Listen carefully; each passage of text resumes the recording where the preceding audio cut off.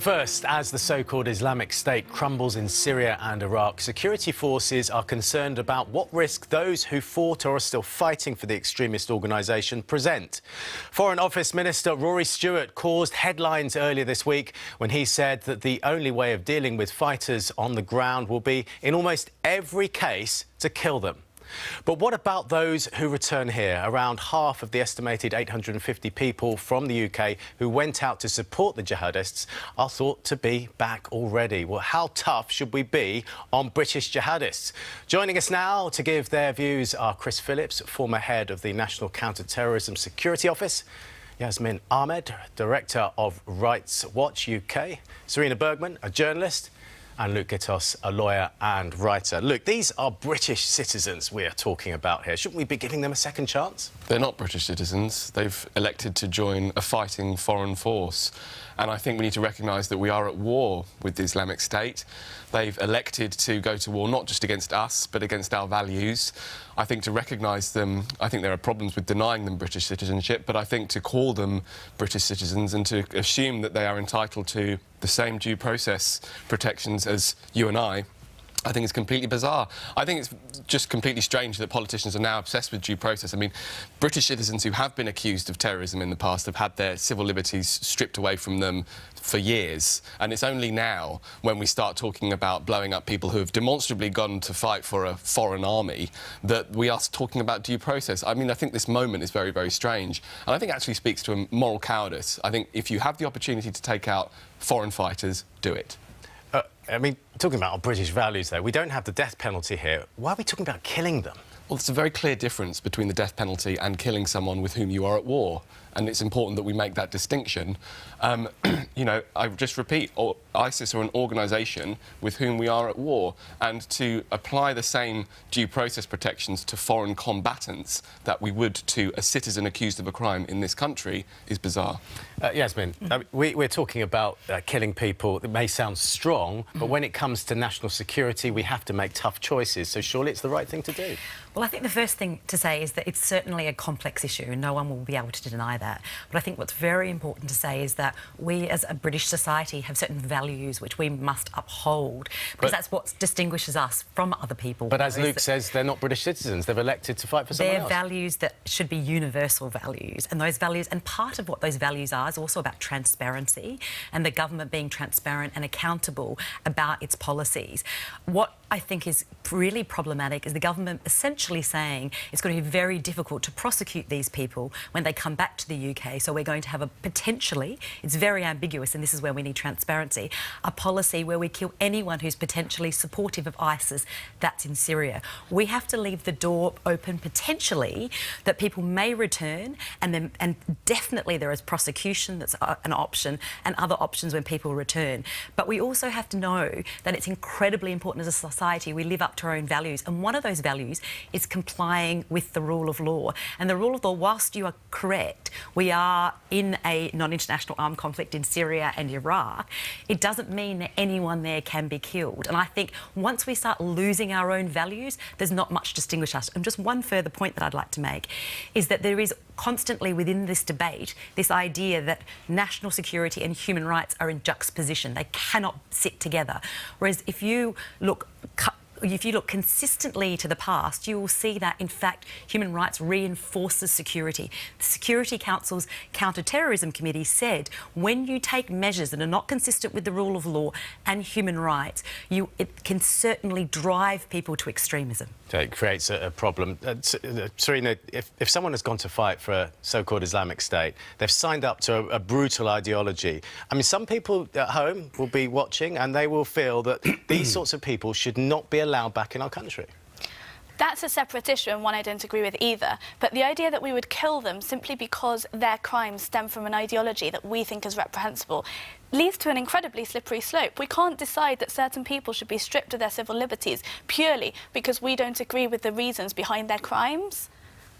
But it's a brutal ideology. I mean, we're not just talking about criminals here. We're talking about serious issues and serious things and attempting to set up a state. That's true. And one of the arguments was that, you know, these terrorist organisations are trying to take us back to a 7th century state. They've renounced their right to British citizenship. But what is it that we're doing if we're arguing that we should just kill people because we think that they might have committed crimes and it would be difficult to try them? Surely what we're doing is equally regressive and problematic. And as soon as we start stripping those values from people we don't agree with, how long is it until it's stripped from anyone who doesn't agree with the government? Luke, I see you shaking your head there. I just think it's mad. The idea that ISIS is in any way comparable to any other domestic organisation, for example, I think is a complete distortion. ISIS is an organisation that has declared war on Western values, and I think the sooner we recognise that we should be defending Western values and defending them violently where necessary, I think that's a good thing. There are rules in international war. There are rules, and we should comply by those rules. But those by rules killing don't everyone, prevent us potentially from killing drone everyone. striking those rules do not prevent us from drone striking ISIS fighters. They just don't. I find it personally offensive that you would argue that it's a Western value to strip people of their civil liberties and kill them simply because you think that their crimes, in your judgment, are worse than other people's. But of course, ISIS's crimes are worse than other people's. They're a foreign terror. I mean, it's bizarre to me that I have to sit here and convince people that ISIS are worth killing. But it's bizarre. don't you OK, let's get Chris in here. As a former counter-terrorism officer, you might think it's easier not to have to worry about these people. Is it right to be killing them before they get here? Yeah, absolutely. And the thing about the internet is no one went to join ISIS without knowing exactly what they were up to. They were up to killing people, throwing people off blocks of flats. They were beheading people. They were setting people on fire. They went to join an organisation that was into mass murder. But these are young people who may have been groomed. Well, you know, that is their choice. They've chosen to go to a place where they put themselves in danger, into a war zone. Now, if they die over there, then that is, you know, so be it. I think what we need to be careful of here is we can sit here and pontificate about the difficulties of prosecuting and the enormous difficulties of actually finding out what's happened in Syria and Iraq. It'll take us generations to actually find out who committed crimes. In the meantime, we're talking about allowing people back to our country to live next door to you who have maybe committed mass murder. And we've got to be aware that terrorism is not going to go away. This is going to be with us for generations to come. Well, we'll talk about the implications of jihadists returning here in just a moment, but Emma's got a guest who can move this on. Yes, Sean. Let me welcome now to the programme Zahed Amanullah, who works for an organisation that carries out research and analysis to try and develop ways to counter extremism. Zahed, thank you very much for joining us. My pleasure. What do you think should happen to these British citizens who've gone out to so-called Islamic State? Well, what's getting lost in the discussion is that a lot of these people who are coming back, if we can detain them and arrest them, obviously for associating with ISIS, there's a huge opportunity there to see what were their radicalization processes and what can we learn from them so that we can prevent this from happening again. ISIS may be on the back foot, but this phenomenon of extremism is going to continue. And unless we understand what those processes were, the risk factors that were involved, what was the recruitment that happened for these individuals, and why did it resonate with them, we have to be objective about this. We have to be sort of, you know, clinically objective about this and really make sure we understand what will work to prevent other people from succumbing to this in the future. But what makes you think that they're going to share that information with you? I mean, and just to be clear, are you saying they should come back, be prosecuted, be put in jail, and then somebody like yourself goes to interview them? Absolutely. I mean, for a lot of these people, they've already committed crimes in terms of associating with and supporting materially a terrorist organization. So and if they're identified, murdering people. yeah, of course. And so with all the evidence that we have, they should have due process. But that is an opportunity for us. If we're able to understand what their motivations were. Remember, anecdotally, a lot of these people who are coming back, they're disillusioned. They're willing to cooperate. We've seen in other models elsewhere in Europe, particularly in Denmark, where this process has been tested. A lot of people have given information that has been useful in determining how to dissuade other young people in the future from going down the same path. So that's the process you would favour. Many people getting in touch this morning saying they don't want us to go down that route, but that's where you see it as an opportunity. But what I would then ask is, do you actually believe, even if these people are disillusioned, what evidence do you have that they can be rehabilitated and they don't just go into our prison system and cause more people to become become disillusioned and radicalised? Well, I mean, as you know, we have a process in the UK, the Channel Programme and Prevent, which are dealing with these issues with individuals who are at risk, or of course, if people have been arrested and are in prison, there are rehabilitation programs that are taking place where we have seen success. But the important thing is, again, to learn from this, to make sure that we don't just lock them up and just pretend like we don't know why these people went down this path. There's a lot of information from a psychological standpoint that we need to understand. And I know from our point of view as an organization, we manage a network of former extremists that provide resources for us, and we have tested messaging toward at-risk individuals using the insight that we've gained from these individuals, and have shown that we can see some impact, positive impact on at-risk individuals if you use that information to dissuade them. OK, so, Zahed, I'm going to have to leave it there. Thank you very much for your views this morning. Zahed says we should see this as an opportunity, Sean. Yeah, really interesting to hear him talking about that cycle of recruitment happening again. Luke, this is an opportunity to learn from those jihadists returning. We don't want it to happen again, do we? But think about what you might actually stand to learn. I mean, the first thing is these people are going to be deeply unreliable witnesses, as we say in the law. They're going to have a lot of motivation to give otherwise, unreliable information. I'm not convinced that we stand to learn an enormous amount from someone coming back from a war zone who has committed themselves to destroying our values. And I think the idea that learning process should take precedent over taking them out of the picture completely, I think just betrays a complete moral cowardice. But his argument, as I had said, that history will repeat itself if we don't learn from the situation. The point is that we need to win the war with ISIS first. And the idea that we would spend our time learning about their psychology before we actually defeat them, I think shows bizarre priorities. Chris, how would you assess the risk we faced from these returning jihadists? Well, you've got to base this into the fact that we're not going to be able to stop people from coming back. We've been unable to stop people coming back. They are already here. So yes, of course, we've got to learn from them. We've got to understand what turned them to that ideology. But also we've got to deal with the people that are a real threat and the risk that these people face. I mean, we're at the beginning of this terrorism problem. The terrorism problem is not going to go away, and we're going to have very large-scale terrorist attacks. Unfortunately, that's going to be the case. So isn't there a case to learn from these people so we can stop it happening again? Well, of course. But what do we do with those people that aren't going to be changed? We do not have enough police officers, enough security services to monitor those people that are already here. So how are we going to deal with an influx of more people? How big is the risk, then? Are you worried?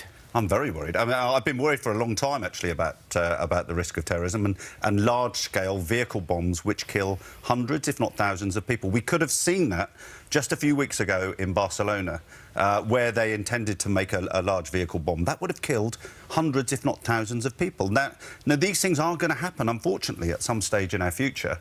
And we've got to protect ourselves, and we've got to make sure that those people that are at the highest risk aren't allowed to come and harm us. Serena, there is a balance here, isn't there, between human rights and the risk to our country. How do you get that balance right? Absolutely, but I think it's really interesting that Chris was talking about stopping people coming back. Surely what we want to do is the complete opposite and encourage people who have gone to fight on ISIS's behalf to come back if they've been groomed, as you were mentioning, if they've been naive in the reasons why they've gone and they didn't understand the consequences. We want those people to come back. We want to encourage them to reintegrate into society. And when we have such divisive rhetoric around just kill them all, that's never going to happen. They knew what they were getting into. We all know what was happening in Islamic State. That's very easy to say sitting on this sofa, but I think the reality of how people are being treated, groomed and manipulated, people who are vulnerable, who have perhaps mental health issues, who have grown up in a world where they don't necessarily understand the nuances that we maybe could talk about. I think it's really easy to say they knew what they were getting into, and I don't think that's the reality. But when they come back, they'll have the same problems, and then we have to deal with them on the streets of our cities, which we're going to have very large-scale terrorist attacks. Not if we rehabilitate them correctly. OK, let's hear what people are saying at home, Emma. Yes, lots of people getting in touch. Thank you for that. Natalie says they should be let back in. The British judicial system should throw the whole weight of the law at them to set an example. This won't be tolerated. Danielle talks about how we could stop this. We need to try and stop this problem ever beginning in our young people. Education is key in helping people who we see falling under this spell.